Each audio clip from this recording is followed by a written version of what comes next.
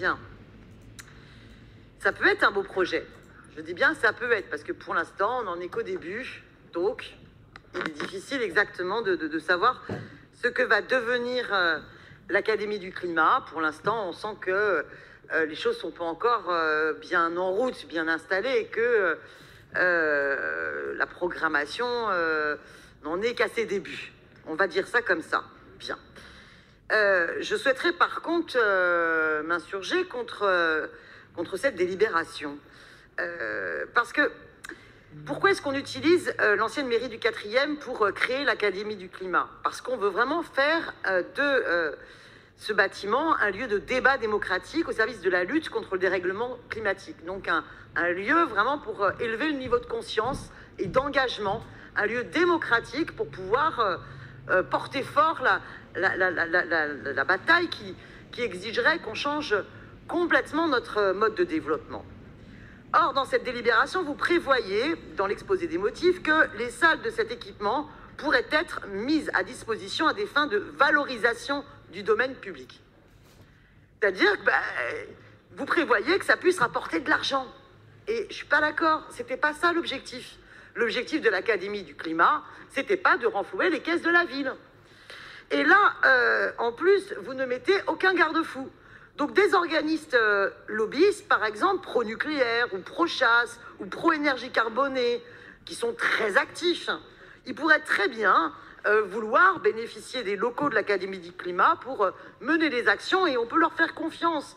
Ils sauront, comme bon nombre d'entreprises très polluantes, présenter un objectif de greenwashing pour se donner une bonne image verte, en affichant des préoccupations, soi-disant pour les questions écologiques, alors qu'ils peuvent avoir des actions totalement climaticides. Donc on ne doit pas permettre à de telles entreprises de pouvoir bénéficier des locaux de l'Académie du climat, quand bien même ça rapporterait du cash à la ville. Ça ne doit pas être notre objectif. Il n'est pas souhaitable que ce lieu, qui était en tant que mairie consacré à l'intérêt général, eh bien, devienne ni un lieu consacré à des événements lucratifs, ni un lieu permettant à des entreprises climaticides ou dont l'action est anti-écologique, contraire à l'intérêt général environnemental. Voilà, on ne veut pas d'organismes lobbyistes qui se donnent une image verte par l'organisation d'événements à l'Académie du climat. Donc je pense qu'il serait souhaitable que soient exclus à la fois les événements lucratifs et les événements ou débats organisés par des entreprises dont l'action n'est pas conforme aux objectifs de l'Académie du climat. Alors du coup, comment faire? Eh bien, comment juger de la conformité ou non des organismes qui réserveraient l'Académie du climat, que ce soit bien conforme avec les objectifs de l'Académie du climat?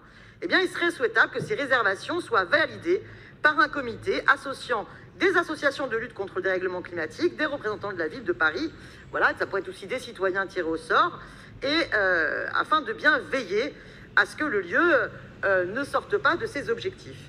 Et ces salles, on pourrait décréter qu'elles ne peuvent pas être réservées pour des événements à caractère lucratif, qu'elles ne peuvent pas être réservées par des entreprises ou organismes à vocation de lobbying ou dont l'action n'est pas conforme aux objectifs de l'Académie du climat. Voilà.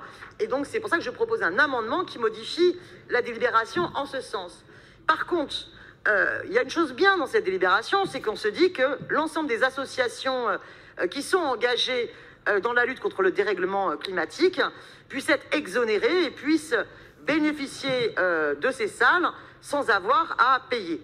Je souhaite, pour le coup, qu'on rajoute aussi qu'il puisse y avoir des débats politiques sur la question du climat et que les formations politiques eh bien, puissent organiser des débats sur les enjeux climatiques à l'Académie du climat. Vous savez par ailleurs la grande difficulté de notre fonctionnement démocratique sur la capitale, parce que la moindre réservation d'une salle pour un débat politique eh bien, est très onéreuse ou très rare. Donc je pense que l'Académie du climat pourrait, non pas dans une recherche de valorisation du domaine public, mais dans une recherche de valorisation du débat démocratique concernant les enjeux climatiques, eh bien, pourrait garantir que ces salles puissent être réservées par des formations politiques. Alors, on me dit toujours, quand on est sur ces débats-là, oui, mais quid des demandes des formations d'extrême droite? Eh bien, écoutez, vous n'avez qu'à reprendre les formations qui sont représentées au sein du Conseil de Paris, voilà, qui ont au moins un élu. Donc voilà le deuxième amendement qui est proposé à cette délibération pour que chaque formation politique ici présente puisse organiser des débats démocratiques à l'Académie du climat. Je vous remercie. Merci. La parole à Boris